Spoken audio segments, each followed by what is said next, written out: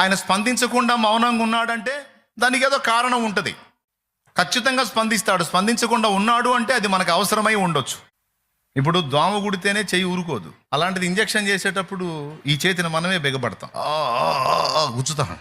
గుచ్చుతా ఉన్నప్పుడు అవునా, అప్పుడు చెయ్యి స్పందించడానికి లేదు, మనమే చేతిని బ్రేక్ చేస్తాం. అదే దోమ కుడితే సూది ఎక్కువ, దోమకుండే ఆ ముళ్ళు ఎక్కువ. ఇంతలా సూది కుట్టినప్పుడు మనం స్పందించలేదు, దోమ కుడితే రోగం వచ్చింది, సూది గుచ్చితే రోగం తగ్గిద్ది. అందుకని కొన్నిసార్లు మనకు కొన్ని సూదులు గుచ్చుకుంటా ఉంటాయి, అప్పుడు మౌనంగా ఉంటాడు.